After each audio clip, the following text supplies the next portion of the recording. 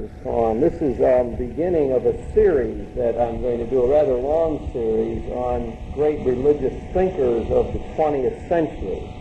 As I've said to people before, it really is part of a larger project. I will be writing a book on this topic, and very frankly using these lectures as a way to prepare and to get a bit of feedback and to see where the whole thing goes. And we will be dealing with 5 great thinkers this quarter, and then I will be doing something similar the following quarter. Next week we'll be dealing with Paul Tillich, and then Yves Congar comes in, and someone will have to help me on the rest. Yeah, we're doing one on A&B Gustavo, and then Reinhold Niebuhr, the last one. Yeah, thank you. Good to know what I'm talking about. And I've decided to take the approach of dealing with what we might call the great books that these people have written. In other words, most of them have written a classic text of one sort or another, one book that they're going to be remembered for, and so on.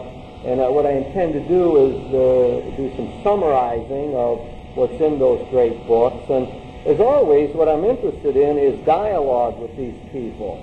It is, what do they tell us about our situation today? I'm never interested in these people just as great ivory tower figures or people with theories unconnected with our experience. What I want us to do throughout the series is enter into these people's viewpoint, begin to adopt their standpoint, see the world through their eyes for a while, and see if that will enrich our own outlook on life, help us in one way or another see things differently, live differently, function in a more effective way.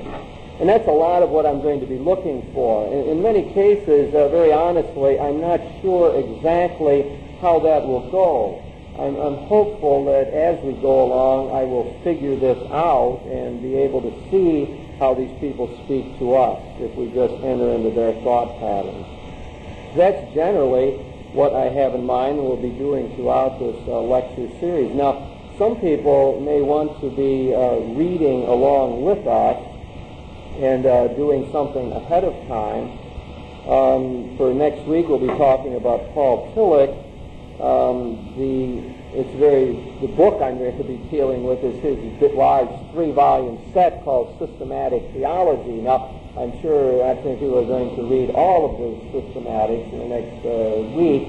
But there are other ways into Tillich's thought. It's commonly said that his sermons are a good way. One of those sermon collections is called The New Being. And another one is called The Eternal Now. So he also has a little book called The Theology of Culture. So if anyone's thinking of reading ahead and preparing, those might be some good ones to read. And I'll be alerting you to that as we go along. Now, the book I'm talking about tonight is called A Theology of Liberation. And I am speaking tonight about Gustavo Gutierrez, liberation theologian. I want to start out by saying something about him, talk about his great work, his significance, and then with our smaller group tonight, I'm hopeful that we can get maybe a little more dialogue and question going, and will help me to shape some of my own outlooks on him. Now, Gutierrez was born in Lima, Peru in 1928. and grew up in a rather poor surroundings in the center of Lima. He was a part Indian by background, born into what we might call generally oppressed class in Peru. He was of Catholic background. During his adolescence, he suffered a very crippling disease. In fact, he was on his back for about 6 years of his adolescence. And during that time was out of action generally. And he has a limp as a result. I think his health has generally not been good. He's a man of small stature.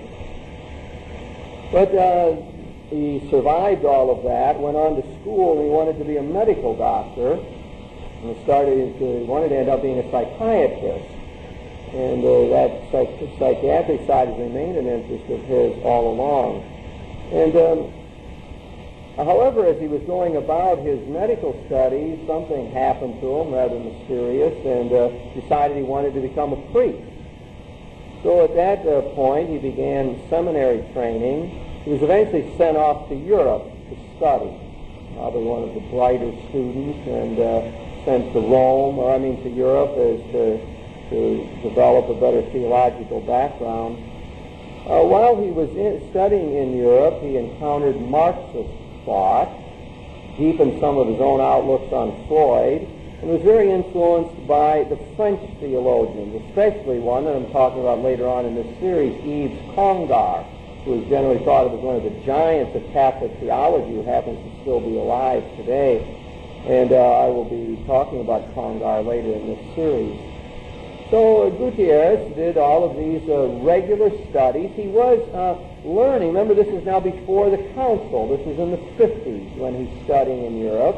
And he's very taken by what he would call the new theology in France. That was an attempt to update theological thought, to bring it into the modern world. Especially Congar was the leader in all of that. So he drank in all of that kind of theology. Now, after he came back then to Lima, was ordained a priest, I think, in 1959, and began functioning, caring for the poor in the Lima area. He also taught at the Catholic University in Lima. And it's during the 60s then that he had his own sort of radical conversion experience that began to go out and to minister to the poor. And what he found out was that the theology that he had learned didn't work for him in many ways. I can't help think but parallels in my own life as I read about Gutierrez.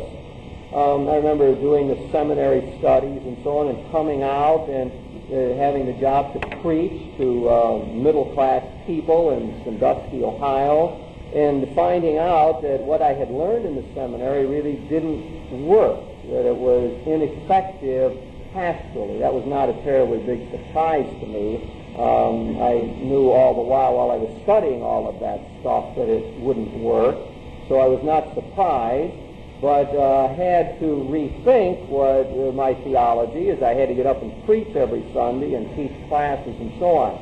Well, Gutierrez, in a far more radical way and significant way, had to rethink his whole theology as a result of his pastoral ministry in Lima, Peru.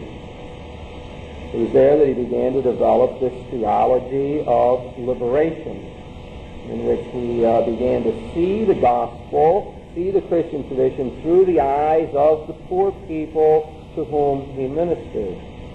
Now, during this time, he periodically taught courses.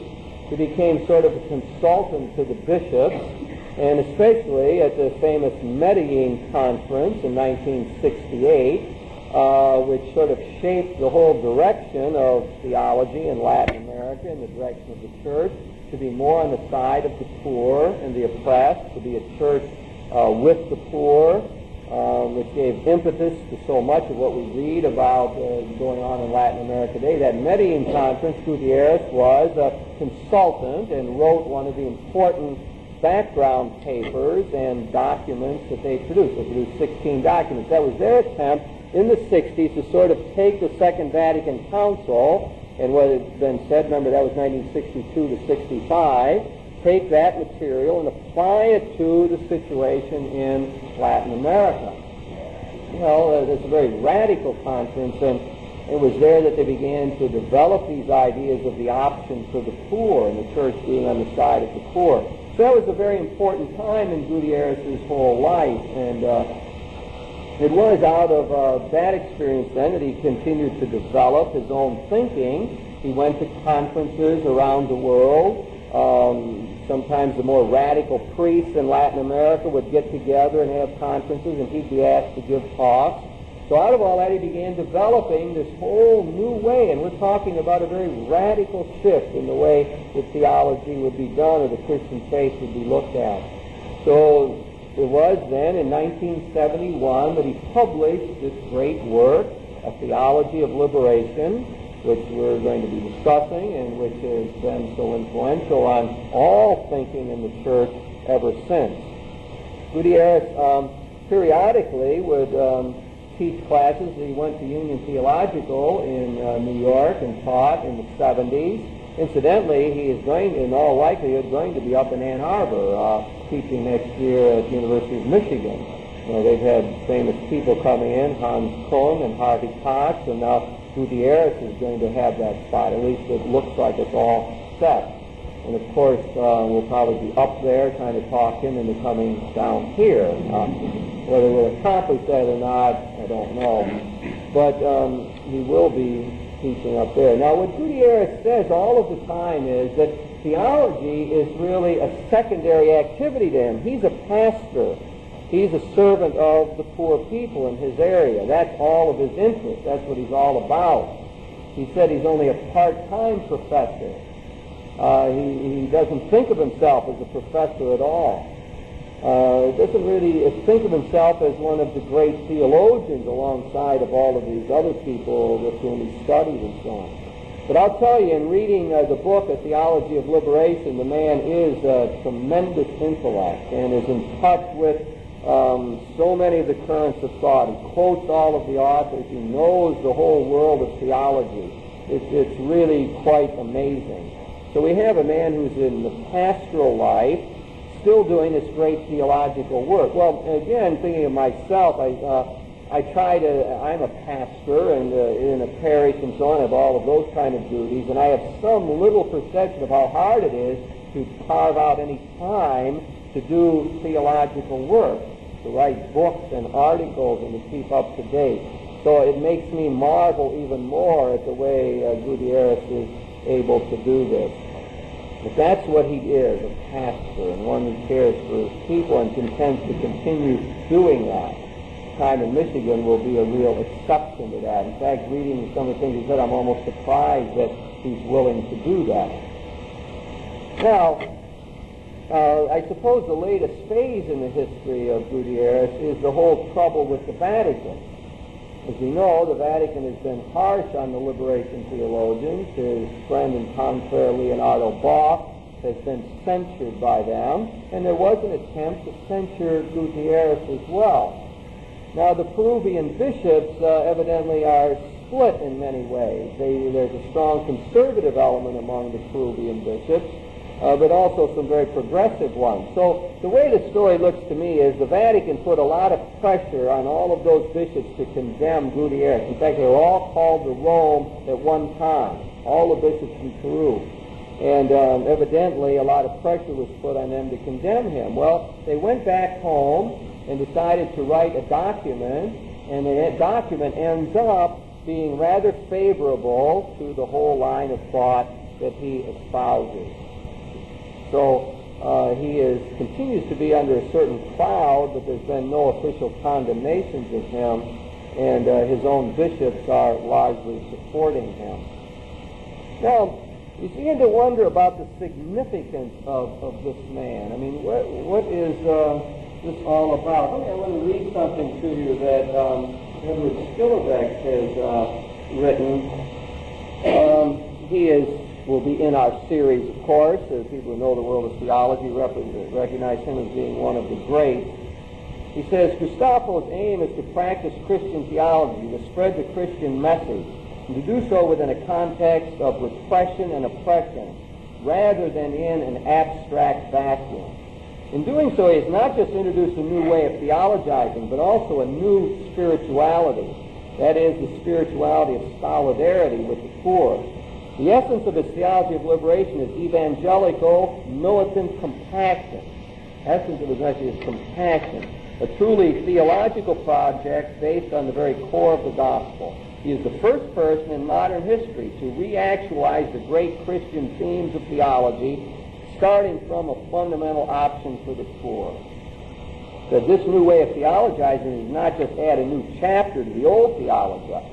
It conceptualizes not only the pastoral and institutional aspects of Christian ecclesial life, but also its dogmatic and ethical aspects in a way long forgotten in Europe.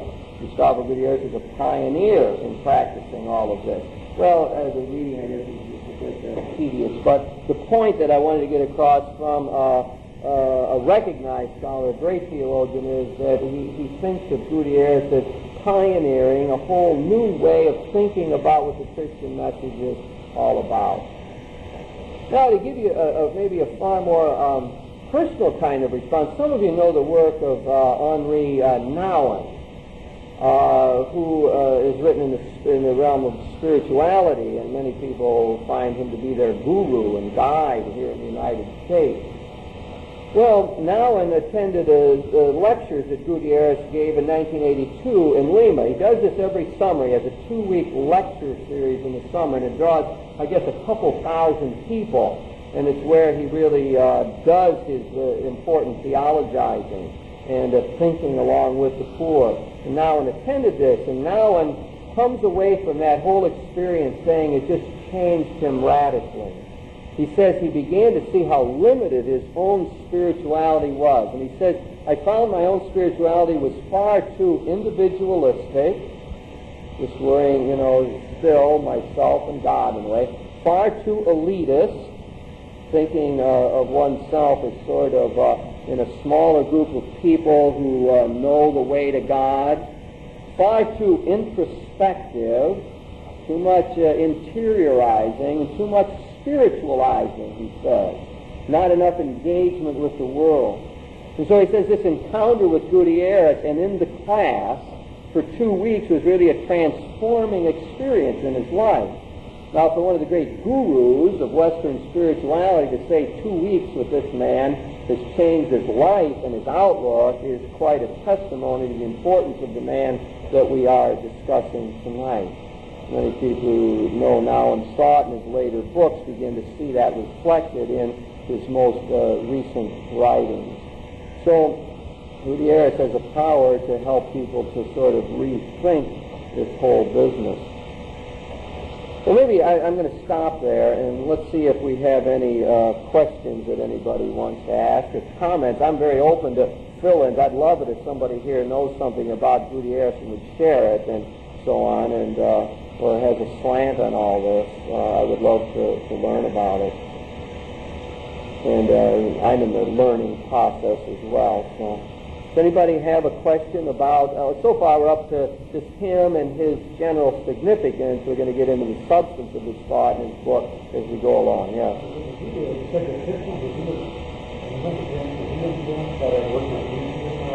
Well, I don't know that directly, but he has sort of harsh things to say about the general Catholic action movement that they had going on in France at that time.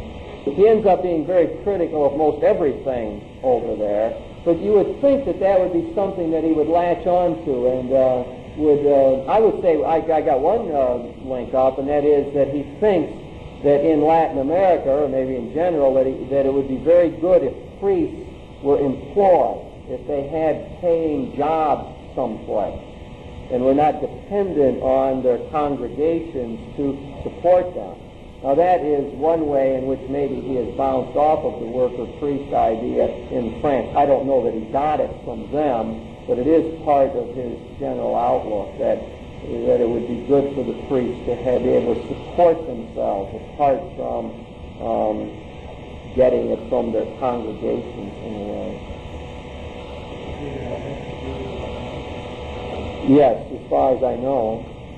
But he speaks English, French, and Spanish, of course.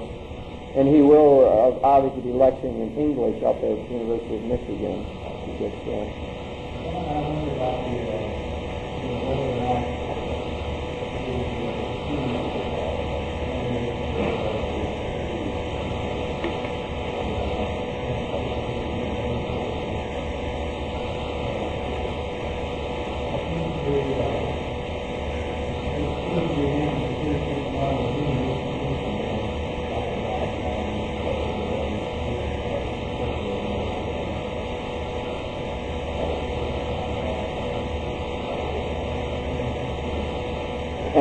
About the kind of picture of the church that comes out with all this political maneuvering and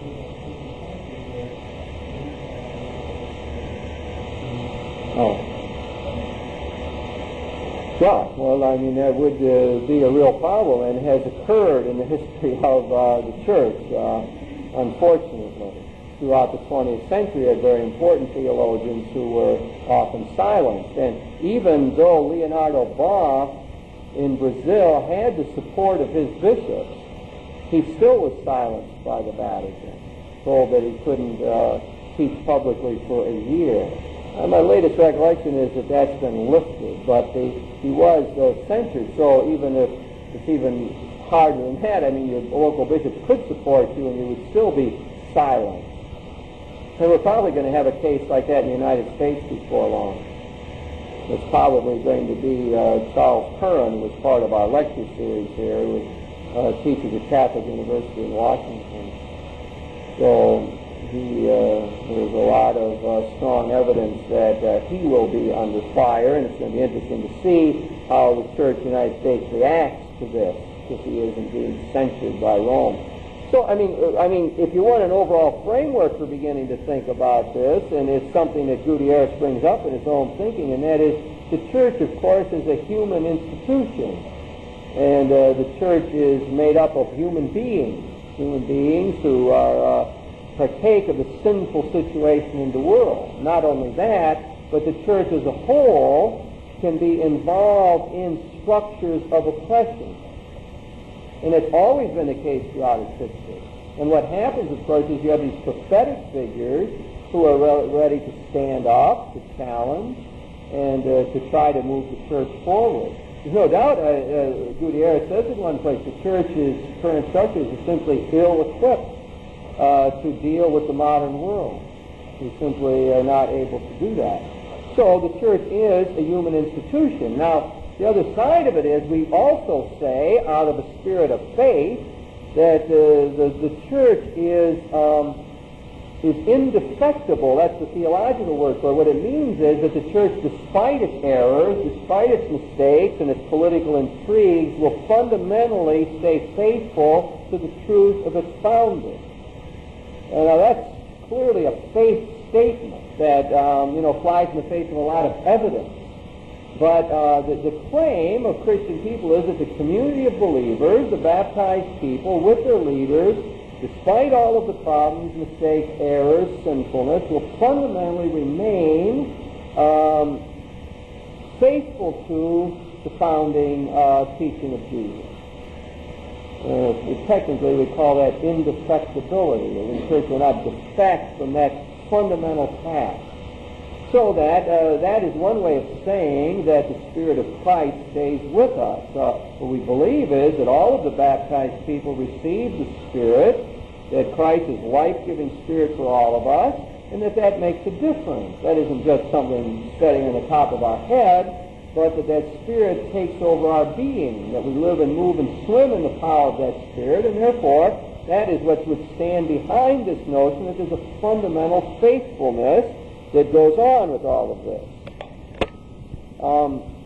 There's a faithfulness in the Church because of this power of the Spirit. So I'm presenting all that to you to maybe a framework from which one could begin to look at the political intrigues and the problems that we have. Do you have a follow-up?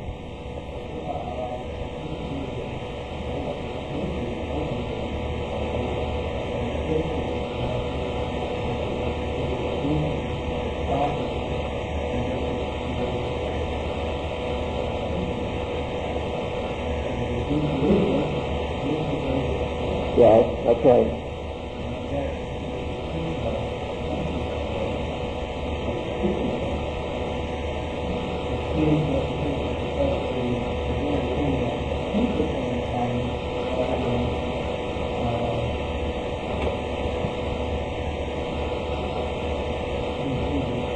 Yeah, I would agree with that. I think that's true. That's the bite that many of us in the Church feel. I mean, that's the hard thing that we have to wrestle with. At times it seems as though things done officially in the Church seem to go against our sense of what the gospel is all about, especially when there's repression. So, that's one of the hard, the difficult things to deal with. And I think that what that does is dilute, in a sense, the message that we're trying to preach to the world. And that's a very difficult thing to deal with. And, one needs to find a perspective on that. If I think of myself here, there's a ministry to be done, there's all kind of work to be done, liturgies to be celebrated, and teaching to be done, and people to be comforted who are sorrowing, and all of that sort of goes on despite what anybody in Rome might say. On a day-to-day basis, we just live out the Christian life. People in families, they are kind to one another, or try to help each other grow and meet their responsibilities in raising children and so on. That's all the Christian life being lived out. And in a sense, they don't really worry about what somebody says in Rome. It might bug us now and then when we read certain thing about it. Now, and so at one way, at that level, we just function. We live as Christians, and we do it as best we can. Now, at a longer range level, I could get more pessimistic about it and say, in the long, with certain repressive measures coming out of Rome, it will have an impact in the long run, because what they're interested in doing is getting in more conservative bishops and saying how seminaries are run, and watching the catechetical text, that is, the material to be used to teach the young people. And in those three ways, there is a strong control exercise. So sitting back and analyzing where we're at, it would look a little rougher. On a day-to-day level, it seems to me, we simply do the best we can to form Christian community, to live this out in our families, at the work site, and so on. But, you've brought up a really intractable question. We've got something there that's terribly difficult, and it's painful to many people. The people like Gutierrez, that's a terribly difficult thing to have to try to deal with. And with anybody, it's going to put a lot of us on the line if Charles Curran is censured. It's going to cause very difficult conscience decisions for many people in the United States, especially for theologians. It's not an easy matter. Yeah?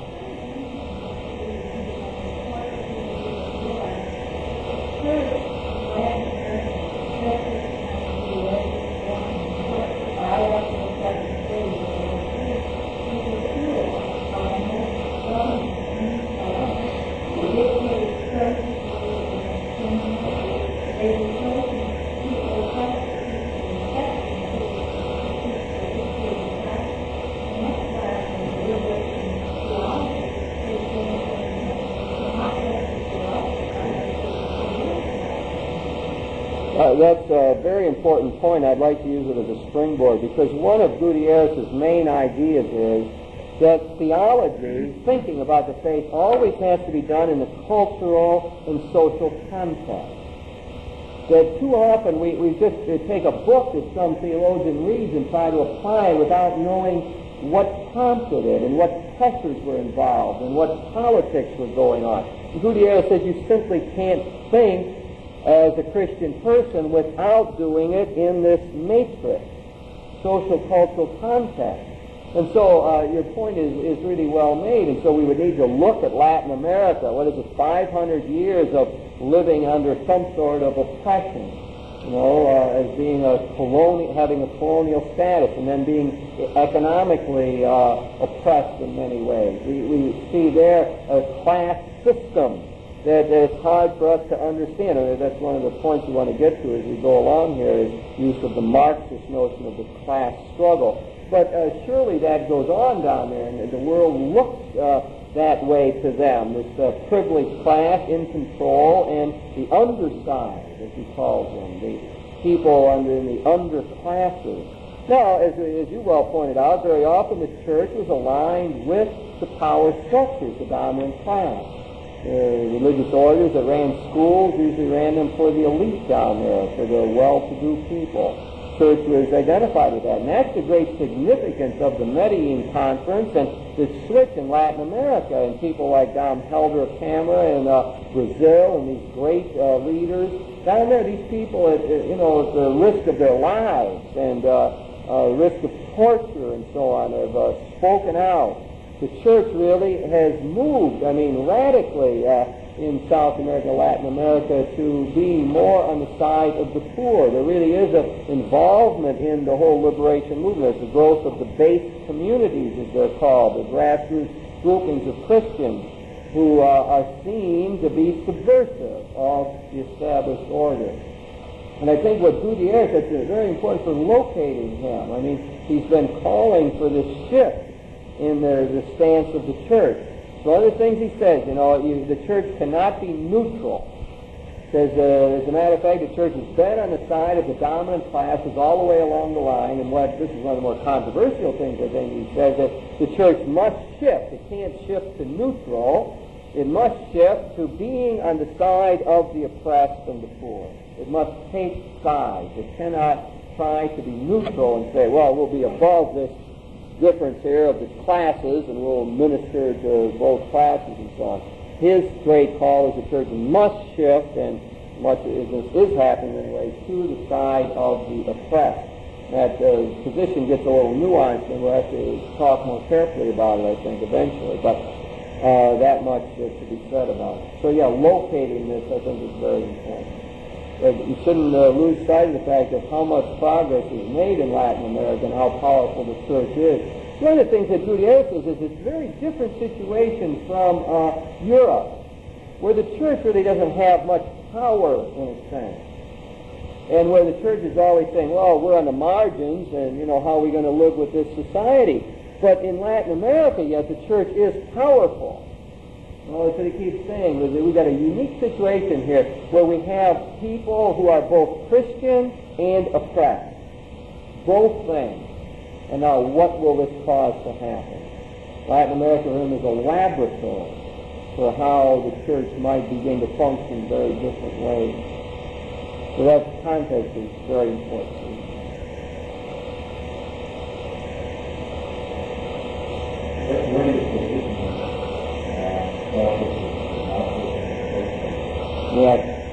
Well, I can do that, and it's almost sounding to me like I'm better just to respond to the questions without going through the structured lecture, so I think I will figure it out.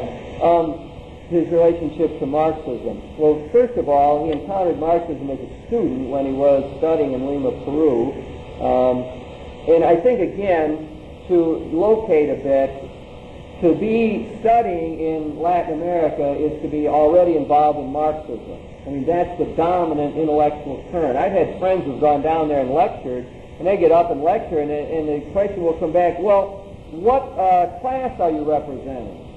Or what is that statement, what class does that say about the class struggle? They told me they couldn't lecture about anything without that being the dominant question. And, of course, the intellectuals in Latin America are largely Marxist. So we have to start with that. Now, when he went to France and studied various parts of Europe, again, he kept encountering various forms of Marxism, and I think was very influenced by it. It shaped a lot of his thinking. Now, again, that we have to say a whole lot more about that, probably, because one of the charges against him that the Vatican makes is that he is a Marxist, or that he adopts a Marxist worldview, a Marxist philosophy, which is, as we generally know, materialistic and atheistic in its orientation. That's the charge against him. His position is, and his defenders would say, no, what he has done is take Marxism and use it as a tool in order to analyze the situation in which he lives. That it becomes a perfect tool for looking at Latin America because it is based on the notion of the class struggle, which is exactly what's going on there. So it becomes a tool that he uses. Now, I think if you read him carefully and read some of his more spiritual writings and so on, I have absolutely no doubt that his general worldview, his fundamental outlook on life, the interpretive scheme that he uses is Christian, biblical. There's just no doubt about it. I don't see how any honest observer could read his writings and say anything but that. It's just all over. It's constantly repeated. He uses it throughout. However, there are clear things that he has picked up from Marx You know, Marx's famous statement, his 11 Theses on Feuerbach, in which, I don't know if it'll come back to me precisely, but he says, the philosophers have interpreted the world. The real point is to change the world. Now, that's the Marxist orientation. It's not enough to speculate about the world, stand back and analyze it. That's fruitless in a way. The only reason you'd analyze it is for the sake of action. To change the world, to transform it is what counts, to make the world better. And there's no doubt that Gutierrez has picked this up. He quotes it in the Theology of Liberation. He makes it one of the hallmarks of his own thing. One point, I won't remember the exact quote, but it's like all the theological speculation in the world isn't worth just an attempt to liberate one poor person. So that it's practice. Again, it's hard to put all this together. It's a word that comes up over and over. Practice means sort of a thought-out activity. Practice is a Marxist term, Praxis, used over and over by the liberation theologians. Praxis means, for Gutierrez, the sort of considered effort to work for liberation. So it's a combination of theory and practice. It's not just wild activity without thinking, but it is a principled kind of action. It's a linking of theory and activity. That's practice. Well, what he keeps saying is what we need is not to worry so much about orthodoxy, that is, are people heretics or not, do they hold proper doctrines, but he says we should be interested in orthopraxis. That is our life in accord with the gospel? Is the way we are living really following out the way Jesus suggested that we should live? That should be the real touchstone. I think I wrote an article back a ways when I was saying something like, well, someone comes in to me and they want to, are they in the fold or not? Well, I could ask them, do you believe in Jesus or not? Do you affirm that he's true God and true man? Do you affirm a number of other things? That would be one way of asking that question. That's based on our bias, our theology way of doing it. To ask it out of Gutierrez's framework, you'd probably ask, do you help the poor? To find out if you're really a Christian. Now, have you done anything to liberate anyone lately? Have you helped out to create a better social situation? That would be orthopraxis, and would be, in Gutierrez's mind, far more important than orthodoxy. So, what he gets from Marx is especially this notion of activity. To transform the world is what Gutierrez is interested in, not to speculate about it. So his definition of theology is critical reflection in the light of the Word, the light of the gospel, on praxis, especially the praxis of liberation. So what is it? Now that's helpful. Again, I'm responding to your point that that's a Marxist type orientation. Critical reflection on praxis, as he even uses Marxist language. So when people read that kind of thing, they think, aha, there he is. He has really become a Marxist. Now, the other way that people are really worried about what he says is in terms of the class struggle. Now, there's no doubt that he speaks that way. As I suggested, that's his whole frame of reference for looking at Latin America. In fact, in looking at the political situation around the world, he says that you cannot understand the situation any place without looking at the fact that you have a domination of the South by the North, that you have developed countries who are in an oppressing situation vis-a-vis the developing countries.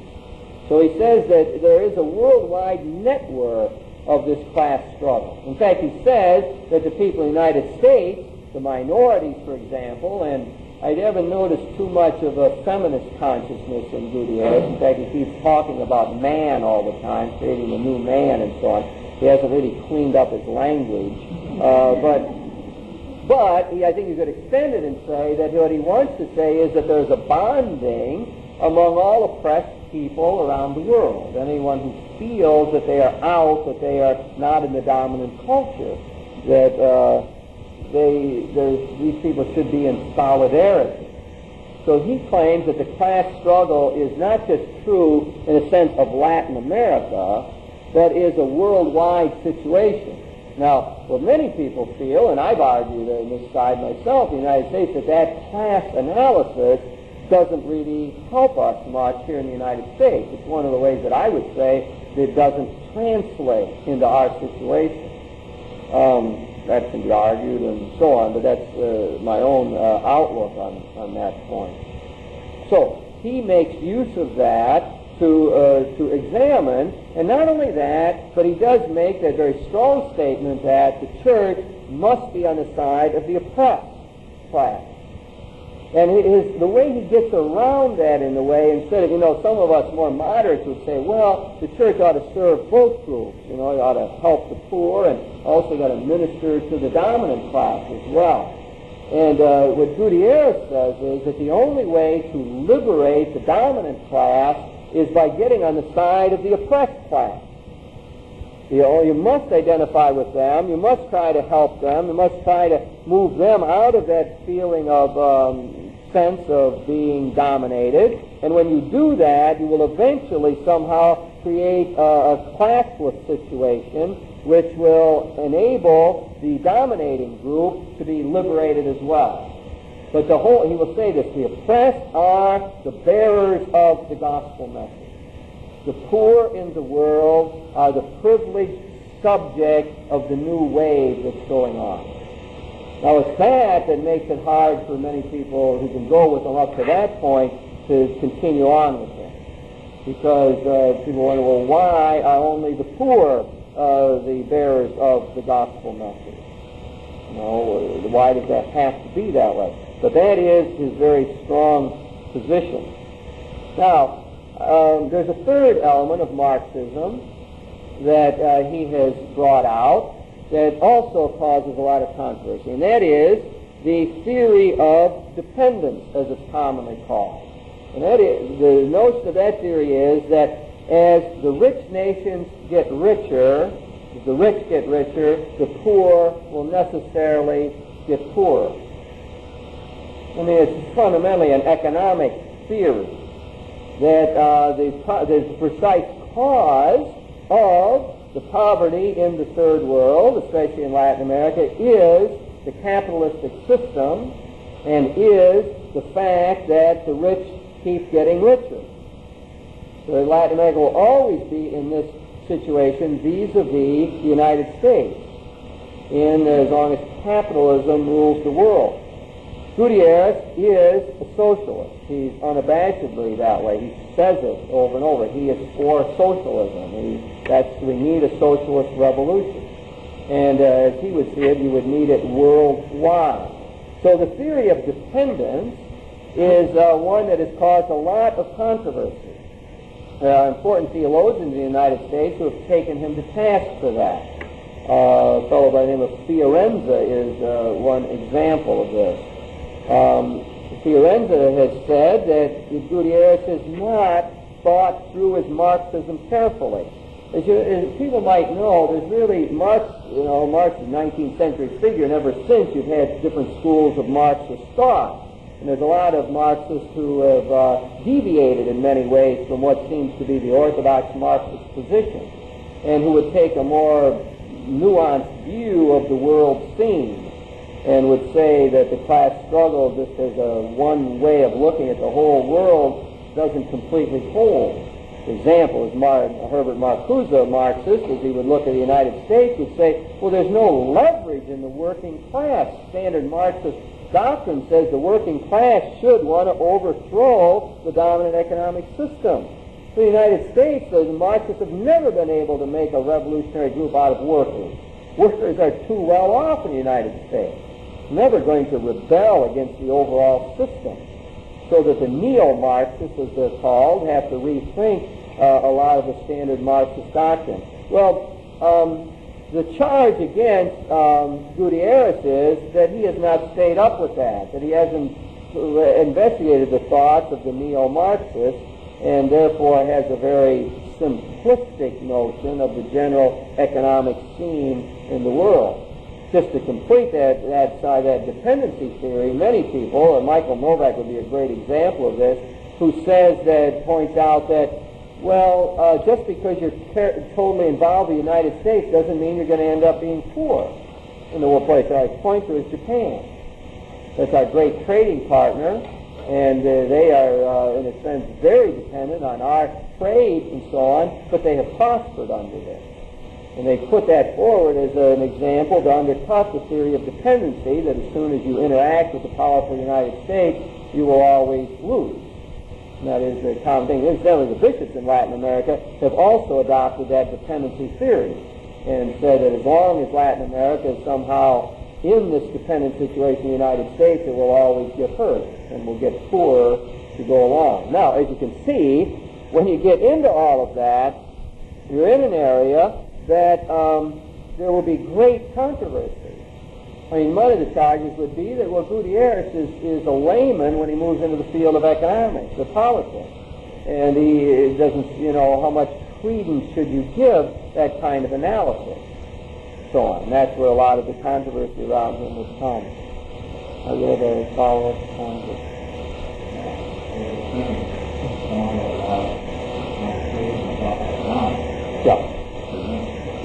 Yeah, and of course that was your question. How does he relate to Marxism and so on? And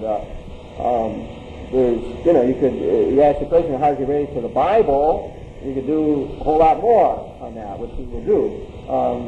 And then you would get a different flavor. Or what does he have to say about spirituality? Then you would get a different flavor. But there's no doubt that's an element of his thought. The third part of his book, divided into 4 parts, the Theology of Liberation, is an analysis of the social situation in Latin America.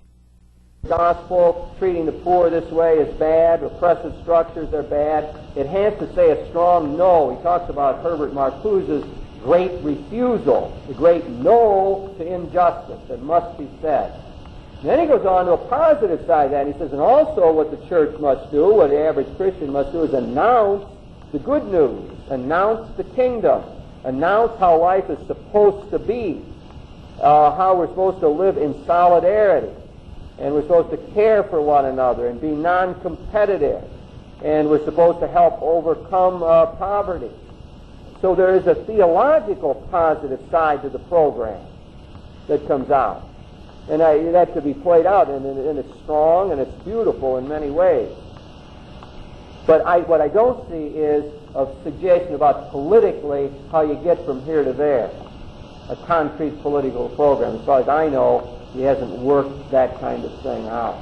And I think that's one of the criticisms you generally hear of theologians who enter the political economic arena, that they're great at criticizing, but what do they have to offer positively? And that's been a criticism of the church as a whole. The church keeps saying, and our present Pope is good at this, that capitalism has got its faults. It creates greedy people, and it exploits people, and it makes money more important than persons. There's all kind of bad things. And then he can critique socialism and say socialism is in danger of losing people's freedom and so on. But where has the church said, well, what are we going to do? I mean, how's the world supposed to be organized politically and economically? And I'd say generally the church, ever since 1891, when it started talking about all these things, has not come up with what we would call a really constructive, positive program that anybody could latch on to. Now, you've had different theories of this, of what's supposed to be done. I mean, how are you supposed to manage this? Now, the classic way it was done was in terms of Christendom, the kind of world you had in the Middle Ages. There, in Europe, the world would have been all Catholic, and you would have had guilds and apprentice programs and so on. And the society was one. Church and society were united. We had Christendom, the Holy Roman Empire. And you expected the church to be a force for good, and you had this close interaction between temporal power and the spiritual power. Now, of course, Christendom fell apart. And in the modern world, we had the rise of the autonomous states. We had nationalism. We had scientific revolution. We had the world taking on its own autonomy. And what happened, and how does the church then relate to the world? Incidentally, this is the fundamental question of that book, A Theology of Liberation. That is, that what stands behind all this, how does the church relate to the world? How do Christian people relate to the political, economic process? You know, I keep saying, well, what's this all got to do with us, in a way? It seems to me part of what it has to do is that we are involved in that thing. We've got to figure out how to be Christians and citizens. Oh, I mean, I'm struggling with that question right now. I've been asked to endorse a political candidate and to speak up for this person and to play some role in the campaign. So, I mean, I have to tell you, I took that to our staff and said, well, what do you think about this? What's your opinion? Should I do this or not do it? How does that compromise my position as being a pastor? And so on. So, I mean, it becomes, I mean, I'm feeling it, you know, very real in that sense. See my name in the paper Monday, you'll know I have made my decision. I intend to endorse the candidacy of Tom Murray running against Delbert Latta in the 5th District, and intend to introduce him tomorrow in Perrysburg as sort of a first step in whatever involvement I would have. Now, that will no doubt draw criticism, etc. It's one example of how, you know, this question plays itself out today. But, I mean, for everybody, it has different ramifications. I mean, what do we do about the bishop's pastoral letter on peace, and whether we're for or against the weapons program? You know, what do we do about the economics pastoral that we've been reading so much about? Well, there's all kind of ways that this question could become real. If that's the question that stands behind it. Now, you see, at a time in Christendom that wasn't a problem, but then you moved into the breakdown of Christendom, the modern world, the nation states. The church is here, appears to be a separate entity from the political economic structure. Christians seem to be separated out. Now, what do? Now, there was an attempt by Jacques Maritain, who will also appear in this series. People who come to all these lectures will know a lot about 20th century religious thinkers. Jacques Maritain, famous neo-Thomist Catholic. His theory was that what you did is you got a lot of lay people very aware of the Christian principles, and then they would go into the political world and organize around that. This is what helped produce the Christian democratic parties in Europe. They were called that, Christian democratic parties, as we know. The theory of it was that the way to transform the social order and make a better world is to get these lay people, in a sense, you keep the priests out of it. Maritain would say, I shouldn't go introduce Tom Murray Monday. Keep the priests out of that, and the lay people come together, get with others with Christian values, and then we try to get political programs, economic programs in that reflect those values to sort of create a new Christendom, in a way. That's how Gutierrez calls what Maritain tried to do, is create a new Christendom. So, now, beyond that, we've got other theories of how this ought to work. I mean, some people see that the church should be more directly involved. That's our bishops have taken that stance in issuing the peace pastoral. They've come right in there and said, we're opposed to the MF. Now that's getting pretty down to nitty-gritty. They've come out and said, we support the farm workers. At our official level, the bishops. Now here we got the church taking a different kind of role in this mix of church and world. Now, Gutierrez has his own opinion. I almost forgot what the question was. Oh, did he have a concrete program or not? Yeah. Well, what he wants to do is he thinks that the whole Christian community, the base communities, the bishops and so on, the whole church must get involved, must be involved politically and economically. And his theory is you can't have two realms like that. You can't wear two hats in the sense of, here I'm a Christian on Sunday, and now over here I'm a citizen, and participating in those two things are separated out. Gutierrez says that's not possible. Well, we live in one grace world. He picks up a lot of Rauner's ideas. Rauner's quoted a lot in the theology of liberation. That idea that I'm always talking about of one graced world, that our experience is already filled with the Spirit of God. God is to be found always and everywhere, and that we are unified wholes, that we function always, whatever we're doing, whether on the golf course or in the political arena or at work, we're trying to function as Christians, not jumping back and forth, but bringing all that we are, all our values, to that real world. So that, in that way, we would begin to transform this world. Now, Gutierrez rejects Maritain idea of a new Christendom. Therefore, I'm not totally clear on what his world looks like, but it seems to me that he wants the political economic world to have its own autonomy in a way. I don't think he wants to set up a theocracy in Peru, like Calvin did in Geneva, for example. I don't think he wants the church to run everything. I think he wants a political order. In fact, I think he fundamentally, he says this in certain points, wants a separation of church and state.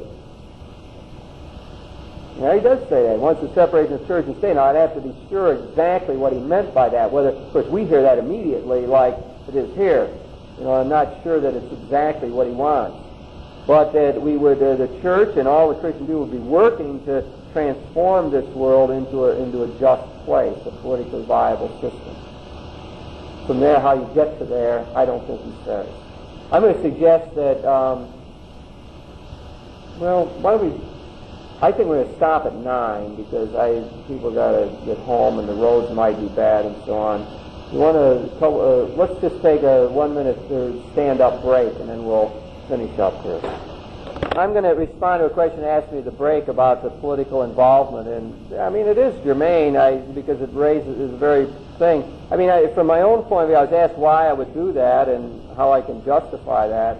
I would say this. First of all, I would never say that from the pulpit or in church or as in an official capacity.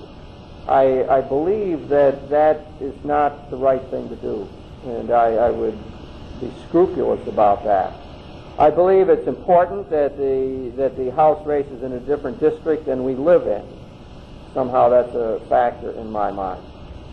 I also would not use my clerical status. I wouldn't wear clerical clothes when I spoke for him, for example, and introduced him. Clerical garb. I would try to, whatever ways, to make it clear I'm speaking as a concerned citizen and so on. And the other thing that's very real to me, as I said, is I believe in our political system that the House of Representatives really is responsive to the people. And I look back on the votes on the MX and many weapon system, and there's been a difference of just a few votes.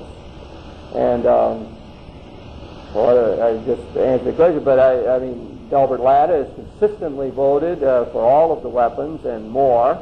And this man wants to be on the other side of that question and moderate the spending for weapons and so on, and so that I feel sort of a moral obligation or a responsibility, and also feel that there's some chance of making a difference. In other words, I really believe that public opinion makes a difference. The House, things can be blocked or in the House, etc. That's a thumbnail sketch of where I'm at on that, and I don't do it lightly, and I would not do it without consultation and so on. In one sense, it's a very minor kind of thing. So I get up and introduce the man to a small group of people in Perrysburg tomorrow. What else I'll end up doing, I don't really know. In another way, I mean, for me personally, I do have great sensitivity to the role of the pastor, because if I was just a theology professor and not a pastor, I would have very little trouble doing that. But the role of the pastor is to bring people together and to unite the congregation and to supply a vision that people can gather around. And the pastor should not be a source of division. That's why I'm very sensitive to the question and do it not lightly at all. That's for what it's worth. I'm not sure I want to say any more about this, spend any more time, because I don't think it's well used. Yeah. Maybe this will fit right here, because in the area of one of the things that I know, is the leader in the And in other words, in terms of justice, they were withdrawn. Even when we were to the press, but I think when it came to reconciliation, there's very little for bringing people together. I thought I can try to focus to the Marxist when it comes to no reconciliation. In other words, we identify the oppressor, and there will be no consequence. Yeah, it raised a very important part of his thought, and that is his notion that history and life is conflictual, and that Christian people and the church as a whole have not recognized it. This is one of his great criticisms of the Second Vatican Council. You know, the document that we like so well out of that, we who are progressive theologians, is this pastoral constitution, the Constitution of the Church in the modern world. I mean, you know, I love to quote that. It's a beautiful document. You know, it talks about the goodness in the world and how we can tap that as a very positive notion of human nature and so on. Gutierrez says that that document's out of touch with reality. You know, that document doesn't reflect the real life situation in the world, which is conflictual. It's built on conflict. Conflict is built into the human situation. It's built in especially the class struggle, and the church has to get with that. It has to recognize that. It can't back off of conflict. And so you get a whole different orientation. I agree with the way you picked it up. And it sounds so different from what those of us who are of the more progressive type theologians generally speak. I mean, my sense is always to find the intimations of hope in the world. You know, to see the way the mysteries at work, to see the convergences. You know, I'm going to be in a Christian-Muslim dialogue next Friday night. And, you know, my whole approach to that will be to look for convergences in the Muslim world. That's my bent, both personally and out of my theological training.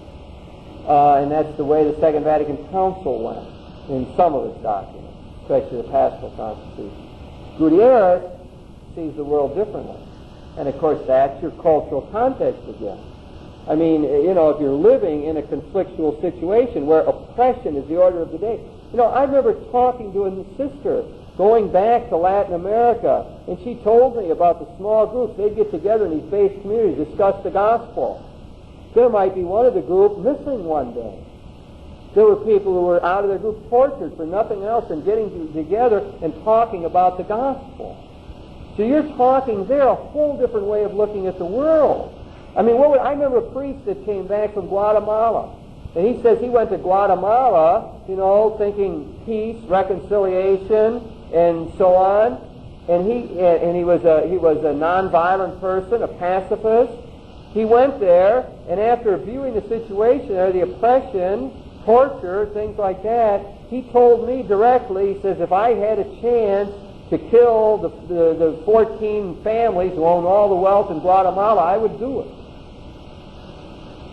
Now, you know, I'm sitting there saying, well, you know, I haven't been in Guatemala. Well, I was in Guatemala once, but I wasn't there long. I mean, but I haven't been there in that kind of situation. You know, who knows what one would say? You know, as I've said in other situations, I know where I would come down on the question of violence when I would ask myself if I would have killed Hitler if I had the chance, as Bonhoeffer tried to do. And my answer clearly is yes, I would have. I would have hoped I'd had the courage to do it. But anyway, I always say is Gutierrez is, you're right, he's conflictual. He thinks that we are too missing the deep realities of life because we live in the dominant society, the dominant class, and as he says, contemporary theology of the progressive sort is done by white males who tend to be rationalists and who have it made, generally. And he says the theology will look far different when it's done from the underclass. And one of the main ways it will look different is in terms of identifying the conflict and figuring out which side you're on. I married, you know, the three of the new charter would go down to Nicaragua, and here he may be one of the people who got reconciled. He sent her, he was the I would, the person who comes to my mind when I would contrast Gutierrez would be Martin Luther King, who constantly talked about loving the oppressor. We want to befriend, we don't want to defeat. Constantly say we don't want to defeat the white power structure in the South. We want to befriend them. We want them to be liberated as well. You get a different feeling reading Martin Luther King than you do Gutierrez. And of course, Martin Luther King again lived in a society where you could go to jail in Birmingham and be treated decently, in a way, although he did fear for his life. I take that back, especially when they moved him from one jail to the other. So maybe I'm overplaying that. But he lived in a society at least where you could get laws changed and get court decisions and so on. And the people in South America are living in a much more oppressive situation, a real fear society. I think we cannot lose sight of that. These people are to do theology down there is to take your life in your hands. He is seen as a subversive person in Peru. I mean, he could be wiped out by the government. So I think that's just very different. But you've isolated an important point, and it really, he wrote an important article. It's found in the other book here, The Power of the Poor in History, which he contrasts the liberation theology with the kind of theology I would generally represent. He calls it progressivist theology. We might call it the general transcendental Thomism or a lot of different words, but it is the general liberal theology that is in control of many things today in the Western Church. And he sees very big differences. I think somebody's had his hand up in the back for a long time, Bob. Really, yeah. Talking about the world's inflammatory concepts like Marxism, capitalism, agrarian society, and always that society into industrial society, and culture, construction, with that kind of society coming into a human state and society. If we look at the commonality there are four persons in one society, whereas four in another person. Well, if I'm trying to link up with some things he said, he does say that it's important to distinguish out countries that began the development process 30 years ago from those that began more recently. And that in other words, he's willing to make certain distinctions and not just say, well, we've got a third world and lump it all together. So I would say that there I saw an attempt to maybe nuance his judgment. But beyond that, I didn't see much. I don't see much in terms of the kind of thing you're talking about. The kind of thing we might get like from Schumacher, small is beautiful, and that sort of line of thought. One doesn't get a lot of feel for the fact that situations in Latin America might be different in one country than another. Seems to me you could read a whole lot of this liberation theology and not know what country the guy lived in. You get a general flavor of lumping together the fact that Latin America is oppressed and there's a lot of poor people around and that there's a class structure. But it's almost all the analyses I see are across the board kind of thing. You don't get a sense that, well, what's distinct about Peru over against Brazil, for example. I don't see that anyway in any of this analysis. Right. You use the word solidarity a few times in your talk, and I'm wondering whether you see any evidence of a different role that the liberation theology is playing within the class struggle in Poland, and the role that the church is playing there, with the struggle to survive, and with the solidarity movement coming from the masses themselves. There also happens to be a lot of them very black Catholics. Yeah. Gutierrez generally thinks the situation in Europe is very different and that the way that people have been thinking in Europe doesn't apply. when he studied in Europe, and he studied the general political theology. That's another man we'll take, Johannes Metz, who is Rahner's great disciple, has written in the whole area of political theology, which is based largely on a European situation, which I think generally would include the Polish situation. And Gutierrez keeps saying that the people there don't understand what it's like in Latin America, and that political theology there is quite different, and that they don't understand the power of that must be invested in the lower classes to make progress. The lower classes must become the agent of the change.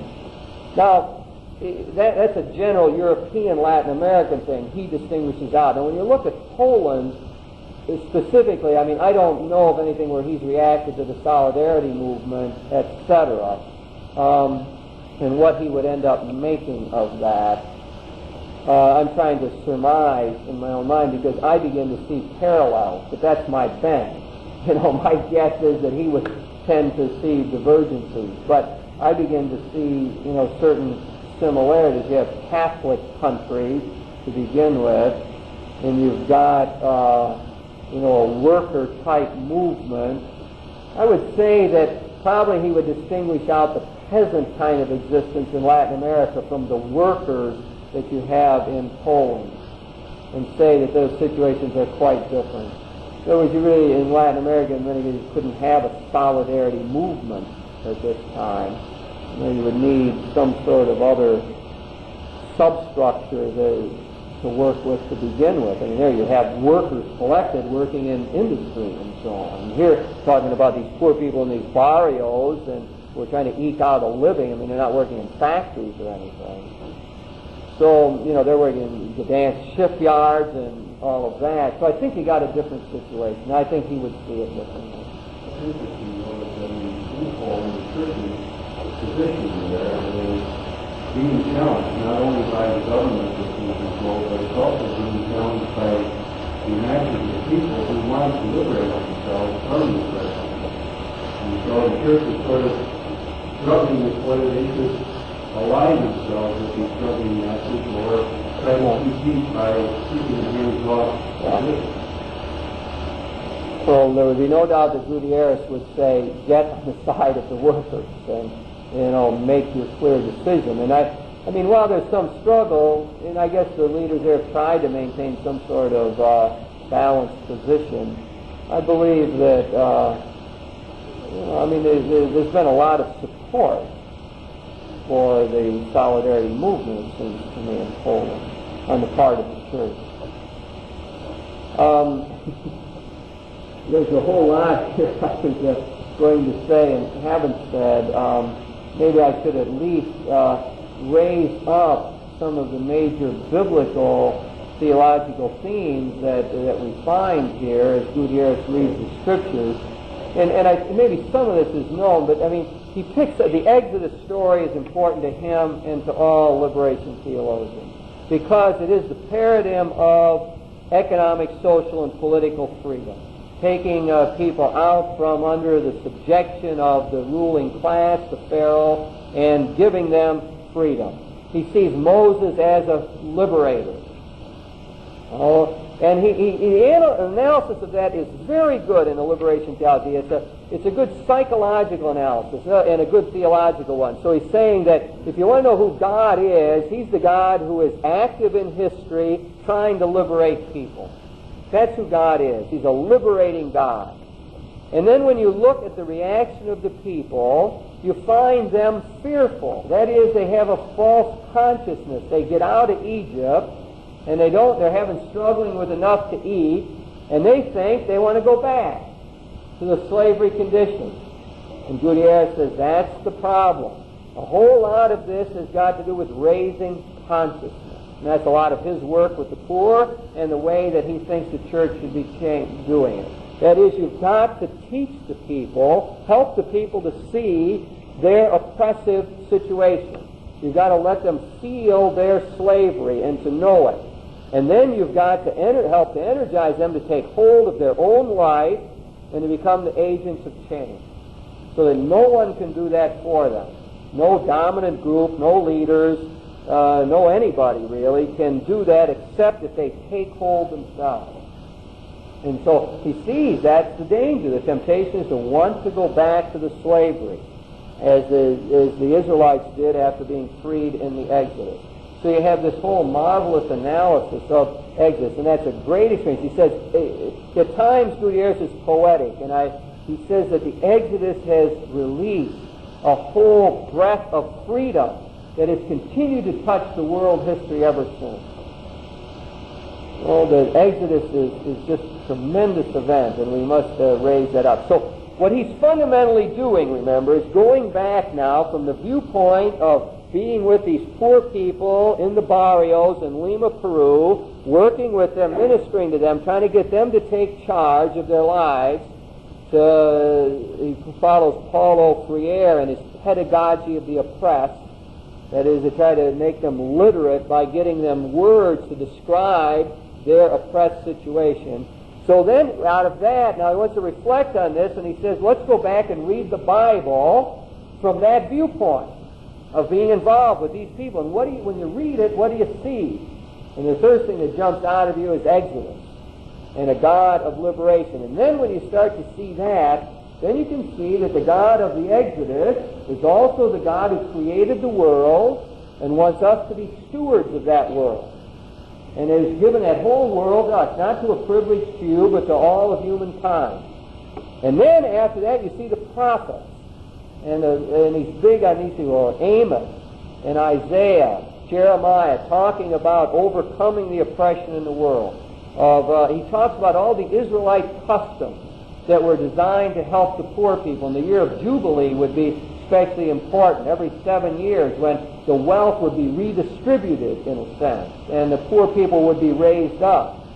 So he's got all these things out of the Hebrew laws that were designed in order to raise up those who were downtrodden. And of course then he looks forward to the New Testament, and he looks at, and this has become commonplace, Jesus Christ as the liberator. Luke 4 is a big text. Jesus has come to free the captives, to preach the good news to the poor. And then he goes on to talk about the Beatitudes, and here's where he struggles. He says, in Matthew, the Beatitude says, blessed are the poor in spirit. Okay? This is going to get a little complicated here because we've got a lot of ideas about what poor means. But I think I can give you a part of the flavors. And then Luke says, not blessed are the poor in spirit, but blessed are the poor. Now he says, now what does that mean? And he says, what we've got to be careful of is idealizing the poor and saying, oh, look at these neat poor people. They don't have these big worries about taxes like we got and all of this. They're blessed are the poor. And you idealize the poor and say, well, it's nice. They got a better life in some ways than we got because we have these psychic problems and so on. So he says that would be a terrible way to interpret Luke. Now you got to figure out, in other words, what the Bible generally is meaning by the poor. He says there's two things that are in the Bible about the poor. One is poverty is bad. It should be overcome. It's a social sin. It's against the way God wants the world to have poor people. But when there's another side of biblical thought that says poverty of spirit, that is, that we need to be poor vis-a-vis God. We need to be people who are open, dependent, who know that we don't control our own destiny, and who are responsive to God. Now he says, to put those two together, you got to figure out what it might mean in Luke. And what he says that it means is, blessed are the poor, for the kingdom is theirs. And his idea is that the blessedness is talking about what will come to the poor as they struggle for their own liberation and begin to achieve that and begin to create a society that's more like the kingdom. So it's not saying, whoopee, these people are poor, they're really happy because they're poor. The blessedness will come as they struggle, take hold of their own lives, get over their false consciousness, become new people, and create a qualitatively different society. In other words, move towards the kingdom ideal, then we will call them blessed. It's a rather torturous way to interpret Luke, but that is the way Gutierrez tries to do that. Again, you can always see what he's after here. I mean, the political program and the liberation program is always at work in his thinking. I'll just say one other biblical matter here, and that is the kingdom is very important for him. Utopia. There's a whole part of his book on utopia. And there's a way in which some people say utopian thinking. You know, utopos, that means in Greek no place. That's what the word means. There's no place that is utopian, in other words. And so there's been a train of thought that wants to talk about utopia as something bad, so that's the way it was preached to the slaves in the United States. You just put up with this slavery, and then you will get to the utopian situation after you die. You will go to heaven. Heaven would be utopia. It would be otherworldly, no place in this world. And of course, Gutierrez is obviously against any kind of thinking like that. But he doesn't want to throw out utopian thinking. He thinks that it is valuable because it is a way of highlighting that the way the world is running now is no good, that it's not right. Shouldn't be having all the 2/3 of the world hungry at night. No, that's bad. And so utopian thinking starts us in the process of how you're going to make it better. Couldn't the world be different? It's a way of raising consciousness and saying, well, why does it have to be like this? No, why do women have to be second-class citizens in the church? Who said it that it has to be that way? So you start to have utopian thinking, would say, well, we'll have a church where everybody will give their talents and gifts. They'll all do it in a free way. And we'll create a society here where men and women will approach each other as equals. And we'll have a church, therefore, that'll be neat and great, and we'll move forward. That's utopian thinking. And Gutierrez says that's good kind of thinking, not bad. Because we need our imagination to help move us forward, to imagine something better. Now that links up with the kingdom, because the kingdom is the Christian ideal of the perfect world. That is, the society that runs right, where there's peace, justice, freedom, shalom, righteousness. It is the kind of world we would be after. So the kingdom ideal is also very important to Gutierrez. Well, I've run over what I said. There you've got it. This is the book, Theology of Liberation, paperback, 300 pages. Parts are hard reading, parts are easy. I don't know if I accomplished my purpose tonight. We were supposed to say, well, what does all that mean to us? You know, I mean, is that just intellectual exercise? Study what some guy in Lima, Peru says? Or does it say something to us? Well, does it? I mean, you know, what is it? Is it clearer than that? I mean, to read that, to interact with that, what's it going to do for us? I mean, how is it going to make us think differently? I tell you, I was at a conference in Los Angeles a couple of weeks ago, and a guy, a Baptist, got up and said, he says, this is the way I now introduce myself. Influenced by this kind of thing. He says, I'm Bill, and I'm rich. Now, let's start the talk. He wasn't rich in our terms. He was a very average, middle-class type fellow. But he says that is something that he always needs to keep in mind. It's his way of reminding himself of the blessings he's got, that other people don't have that he looks at the world in a special way because he's rich. He lives down. So one thing it would do, I suppose, is expand our horizons, remind us that not everyone looks at the world like white middle-class people do. Other people see very different things around. So maybe that's something that would stand out. I think there's a spirituality that grows out of here, that there is an excitement in being involved in the social process, that of trying to help people who are less fortunate. It isn't just a downer. I get that from a lot of our young people. There's the volunteers. I mean, we had a volunteer program. We had 37 students who came up, looking for ways to volunteer. There seems to be a lot of interest in that. People want to help others, and they not just out of total altruism, but because they feel good about it, or they grow through it, or they feel that that's part of their prayer life or spirituality. So it seems to me there's something there, that there's a whole spirituality that's in Gutierrez's work that one could jump in on. I think there's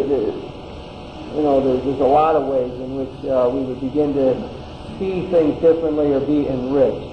Henry Nouwen, our piety too individualistic, so I'm not involved enough in the world. Maybe that's a direction one could go. I feel incomplete, but so be it. We'll meet again next week. We'll talk about Paul Tillich, in a different world with him, systematic theology, and the theology of culture, I think, is what we'll be stressing then. We'll spread the word. Maybe we'll get better weather next week. See you then.